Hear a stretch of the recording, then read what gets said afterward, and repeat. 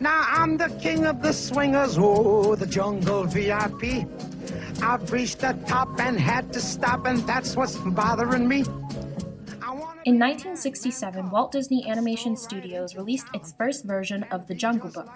This film was based on Rudyard Kipling's book Mowgli, which features a boy named Mowgli who was raised in the wilderness by a pack of wolves. The wolf pack already paints a picture of a hierarchical system. In pack terms, the alpha is the head of the pack, which in this case is the alpha male wolf Akela.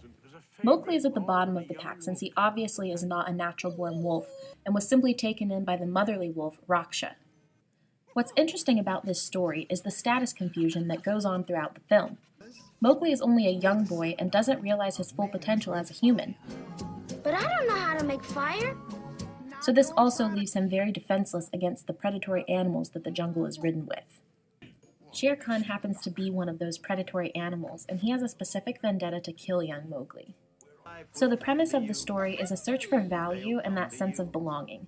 Mowgli meets a series of animals who all have their own predetermined beliefs, stereotypical ideas, and personal prejudice against his kind. The peculiar thing is that Mowgli has no idea where these predetermined opinions of his kind come from, since he really has no idea of what he is. In 2016, Disney readapted the film in live action.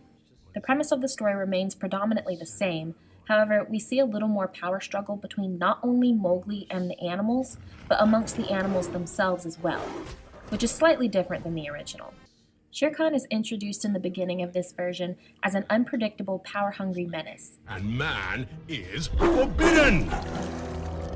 His hatred for Mowgli runs the deepest out of all the other animals, and he is willing to sacrifice sacred jungle law to fulfill his murderous agenda. We also witness more wolfpack hierarchy as council sessions are had and wolfpack creeds are introduced. In the new version, we watch most of the animals cower in fear of Shere Khan, and very few stand up against him. Overall, both versions remain the same in that Mowgli embarks on a quest to determine where he belongs in a world that is full of labels. You will always be my son.